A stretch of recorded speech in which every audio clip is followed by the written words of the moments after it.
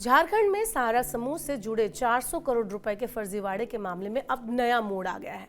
CID ने इस मामले में चार्जशीट दायर कर ली है। चार्जशीट में सहारा प्रमुख सुब्रत रॉय के दोनों बेटे सीमांतो और सुशांतो राय, पत्नी सुप्रिया राय, ओपी श्रीवास्तव समेत अन्य को फरार आरोपी बताया गया है।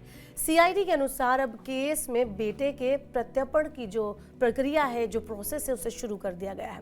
दोनों आरोपी अब मैसेडोनिया के नागरिक हैं। उनकी वापसी के लिए सीबीआई और इंटरपोल की मदद ली जाएगी। हालांकि फिलहाल भारत और मैसेडोनिया के बीच प्रत्यक्ष प्रत्यर्पण संधि नहीं हुई है, फिर भी अधिकारियों का कहना है कि पूरे प्रोसेस को जल्द से जल्द पूरा करने की कोशिश की जा रही है।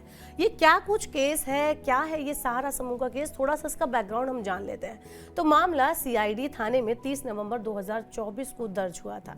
इसमें सहारा प्रमुख सुब्रत रॉय, जो कि अब मृत हैं, और उनकी जो पत्नी है, उनके बेटे हैं, भाई और कई कंपनियों को आरोपी बनाया गया था, जिसमें कंपनियां जो शामिल थी उनके नाम मैं आपको बताती हूँ। Sahara India credit cooperative society limited, Sahara universal multipurpose society limited, वहीं हमारा India credit cooperative society limited, Sahara Q shop unique product range limited, Sahara Q shop east, इसके अलावा Sahara India commercial cooperative limited, ये सारी कंपनियां इसमें शामिल हैं और विदेश में होने के कारण पहले गिरफ्तारी इस मामले में नहीं हो रही थी।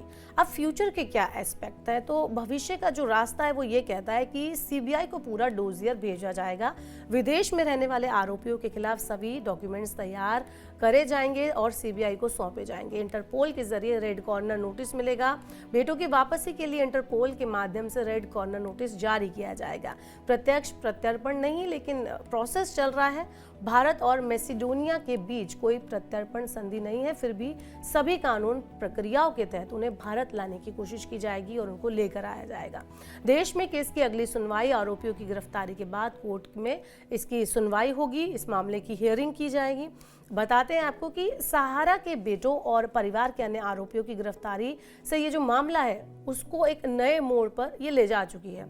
निवेशकों और संबंधित पक्षों के लिए ये महत्वपूर्ण संकेत है कि बड़े फाइनेंशियल फ्रॉड अब कानूनी सख्ती से लागू हो रहे हैं, उन पर भी कानून का ध्यान जा रहा है। तो भविष्य में ऐसे मामलों में अंतर्राष्ट्रीय सहयोग और प्रत्यर्पण प्रोसेस का महत्व भी बढ़ जाएगा। इस मामले के बाद ये केस दिखाता है कि बड़े घोटाले और फर्जीवाड़ा अब सुरक्षित नहीं रह सकते, चाहे आरोपी विदेश में ही क्यों ना हो। कुल मिलाकर इस केस में अगले कदमों में बेटों की गिरफ्तारी और प्रत्यर्पण प्रोसेस शामिल है।